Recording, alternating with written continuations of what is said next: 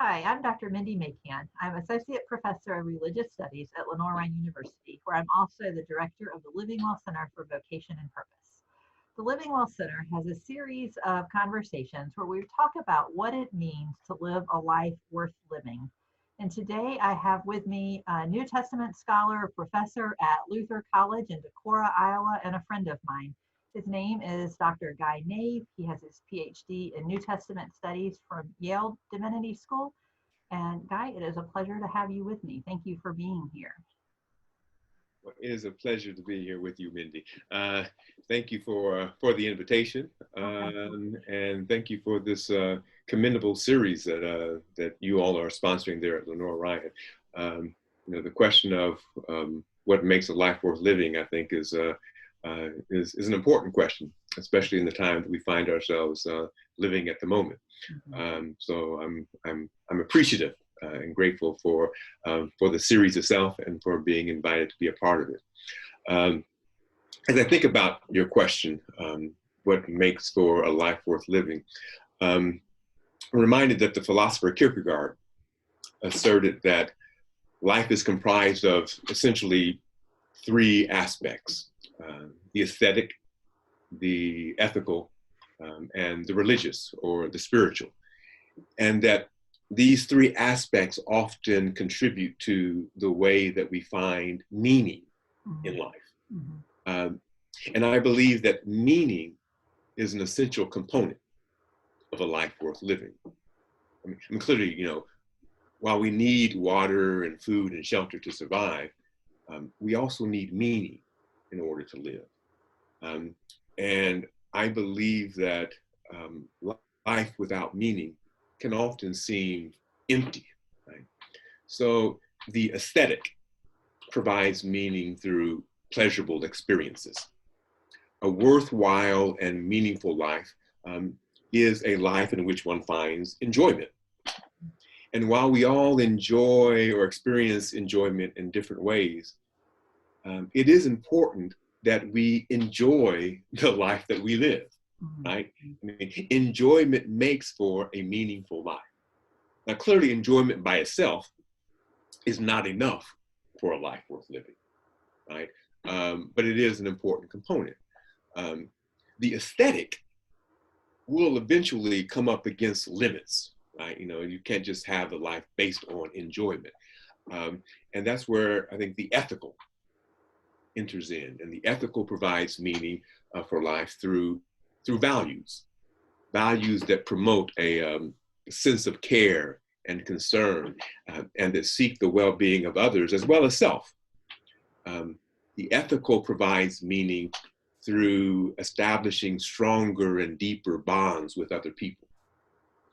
And while the ethical provides meaning, it can at times be in tension with the aesthetic, the quest for pleasure. And so a life worth living has to find ways of valuing both the aesthetic and the ethical without denying either of them. And then there's the religious or the spiritual. And while valid arguments can be made for making a distinction between religion and spirituality, I'm here using religious and spiritual interchangeably.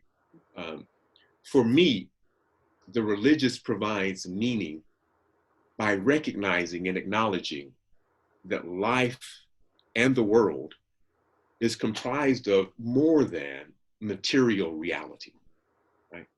I believe that the religious is about cultivating curiosity to engage the mysteries of life.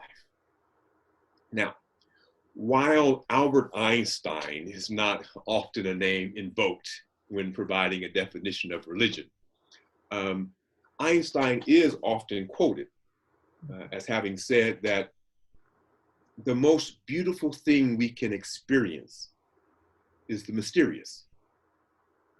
It is the source of all true art and science.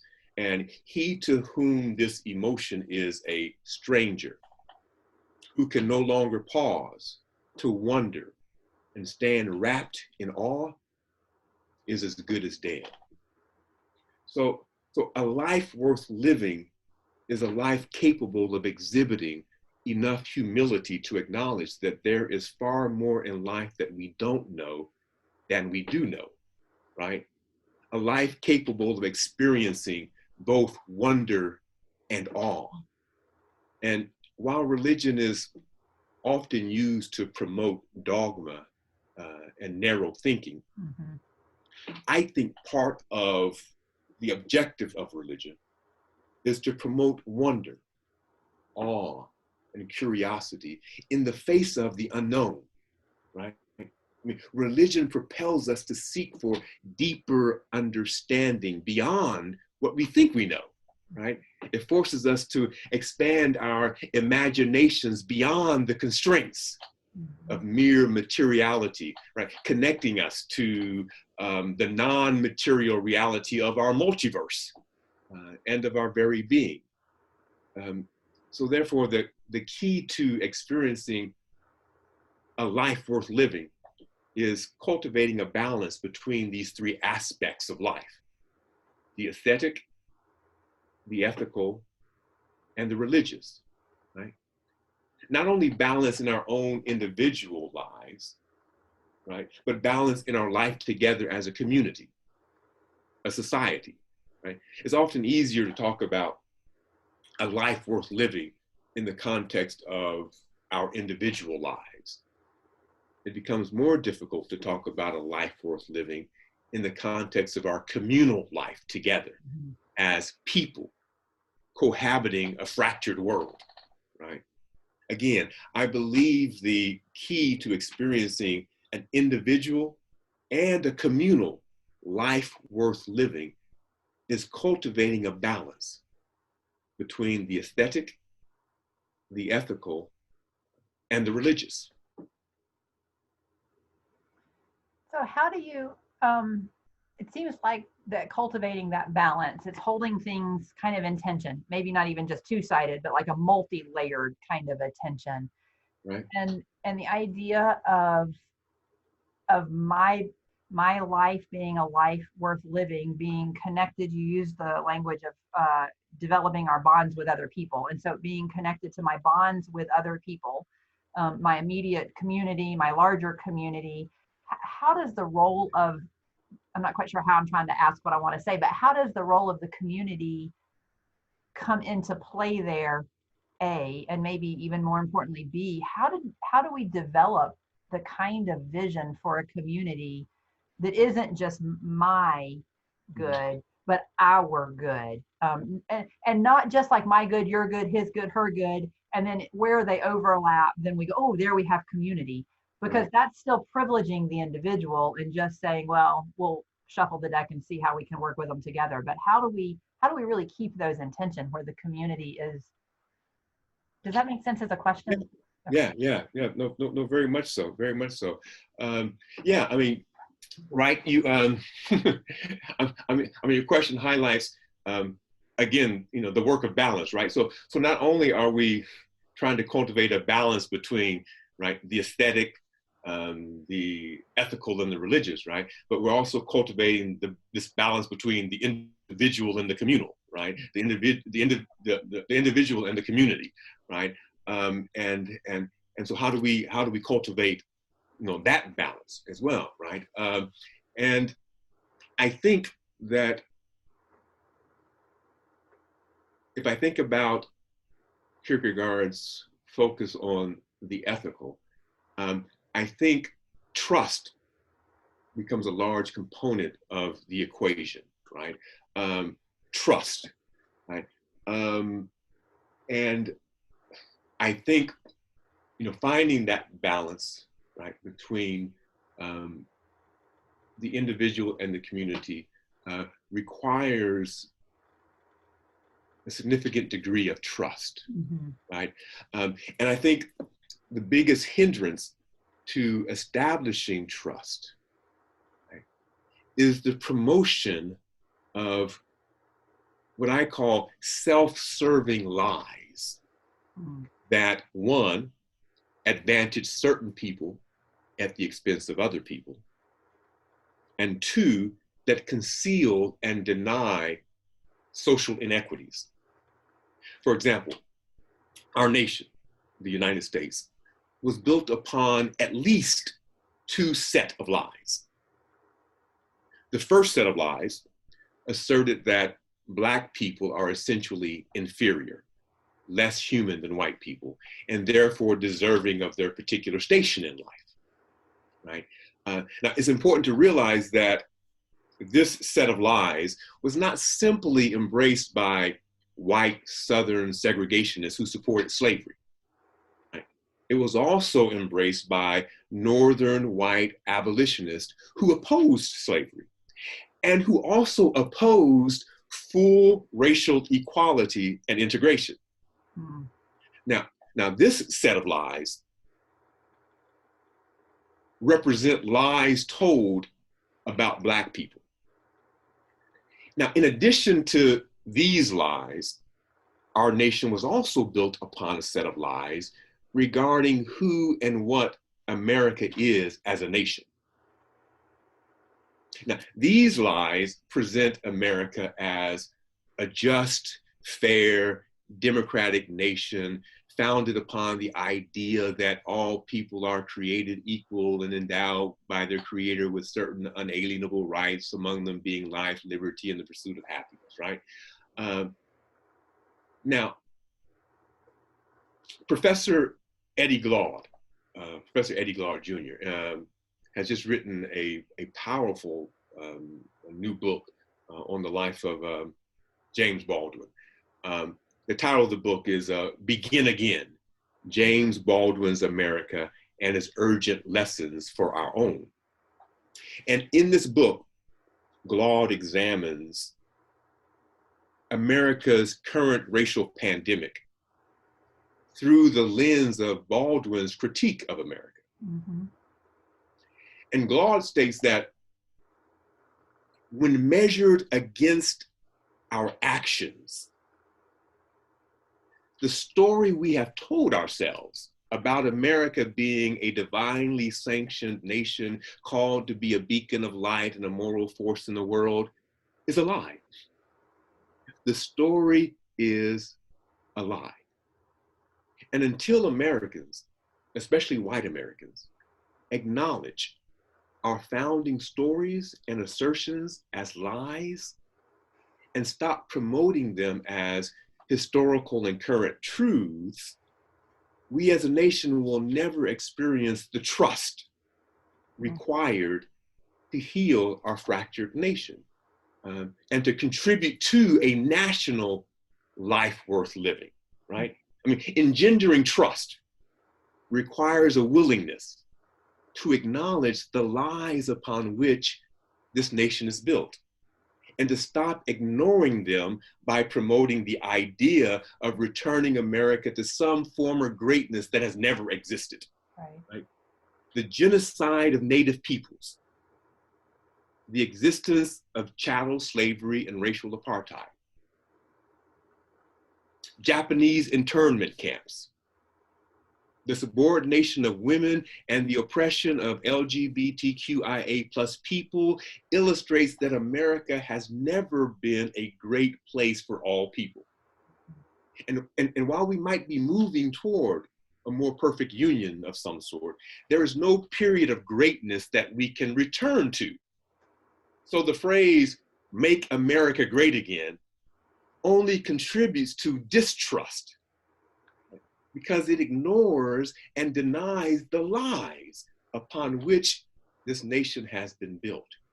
And so in order to move forward, we have to be honest about where we are. We can't have meaningful, transformative conversations about who and where we want to be when we're not willing to be honest about who and where we are. When we tell lies about who we are as a nation, lies that deny the reality of structural social inequities in order to promote a false national identity, right? We cannot fix what ails us and move forward, right? We can't heal our fractured status, right? When we don't tell the truth about what ails us as a fractured nation, when we continue to tell lies. And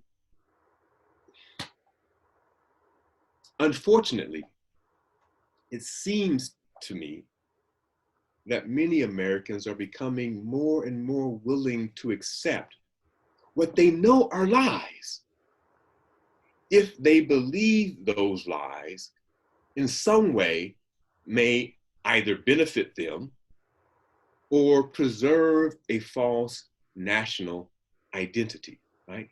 I mean, I strongly believe that engendering trust, which I think to be the vital ingredient necessary for developing a national life worth living, I strongly believe that engendering trust requires, right, our willingness to acknowledge the lies upon which our nation is built. Right? Engendering trust begins, right, begins with our willingness to acknowledge these lies and to stop promoting these lies as historical and contemporary truths, right? And again, I think part of, where we find ourselves is that we keep presenting the ideal of America as though it is a reality, as though it is a historical reality or a current reality, right? And the ideal is not a reality, right? The ideal has never been a reality, right? And to promote it as a reality is to promote a lie, right? And until we're honest to say, not that the ideal isn't something that we should be seeking for or seeking after, but that the ideal has never been real, right? And I think when we as a nation become willing to do that, that will go a long way in engendering trust. But in all honesty, I can't trust you. I can't trust my nation when it continues to promote a lie as being truth, right? And in the absence of trust, I think it is difficult, if not impossible, to create a national life worth living.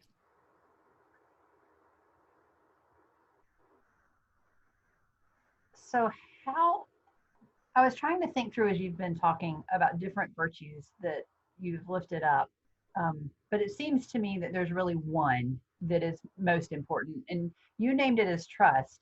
But but it seems to me that what you're saying is that trust, though that's what's actually necessary to live a communal life worth living, it's not possible if we don't have a virtue of truth telling first. So that truth telling actually is I don't want to say more important virtue, but the first step, that because without it, what I'm hearing is that trust isn't possible. So if I'm hearing that correctly, and that actually rings true to me, it makes sense to me.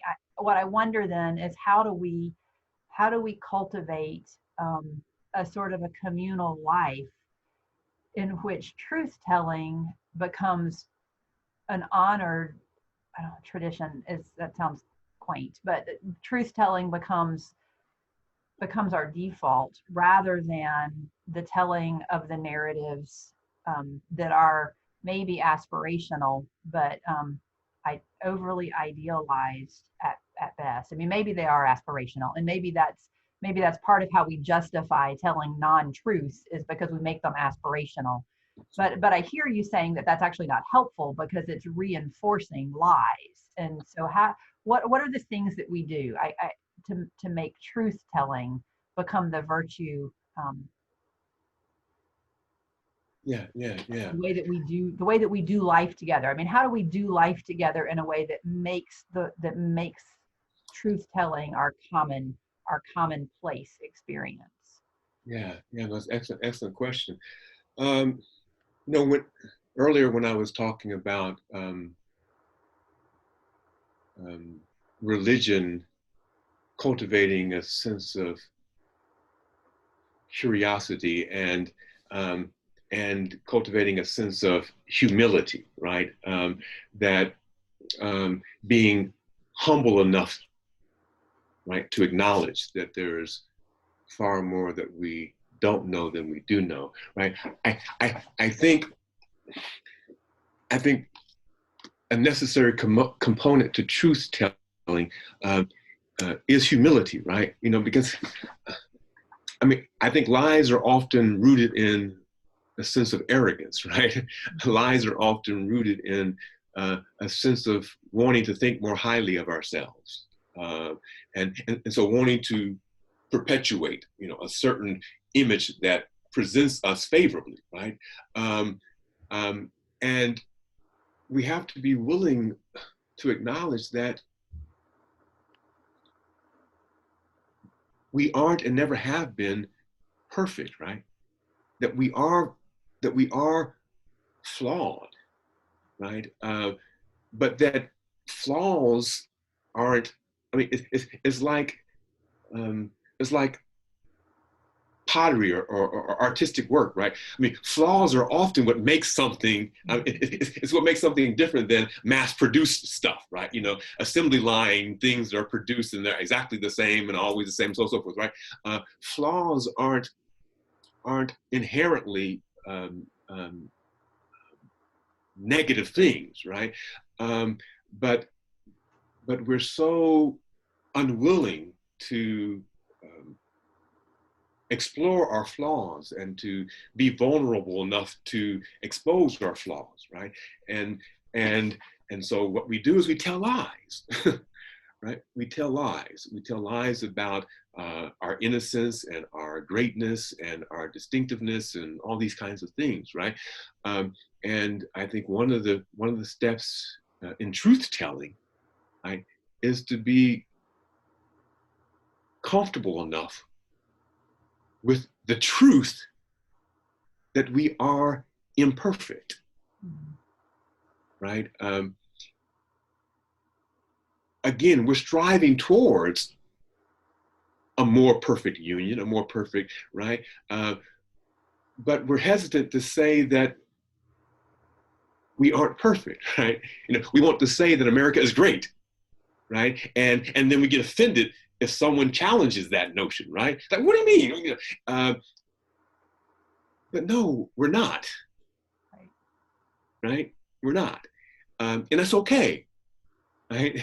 And to learn to be comfortable with the fact that we are not great, right? And that we are not inherently better or superior to anyone else. And there are so many things that we just do without even thinking, right? That continue to perpetuate this idea, right? About the greatness of our nation and the greatness of our society, and just even saying things about, like it's the greatest place on the planet to live. Well, no, it's not, right? It's not, right? And that's okay, right? That's okay, right? But we do this in so many areas, right? We do it with regard to our institution. Well, I went to this school. Well, that school is better, right? We just do it with so many things, right? And we just have to be okay with saying, hey, we're not perfect. We never have been. We're striving for become more, right? But we aren't that. And I think that will go a long way to cultivating truth telling, being comfortable with our own imperfections. Our imperfections, yeah. And the history that we carry with us and the baggage that's all there. Yeah, and so often, that, again, especially when we start talking about race, right? It breeds a sense, for some people, breeds a sense of guilt and so much other stuff, right? That doesn't serve us, right? And so because I don't want to feel guilty, or I don't want to feel this, or I don't want to feel whatever, then we live in a state of denial, right? But again, we cannot be what we really want to be until we learn to be honest, and stop telling the lies.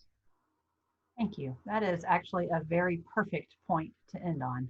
So thank you very much for joining me today and sharing your thoughts on what makes for a life worth living. I appreciate having you with me. I look forward to having you. You've been on campus once before, and I look forward to having you back, like live in real time in person, not just virtually. But thank you for joining me virtually today.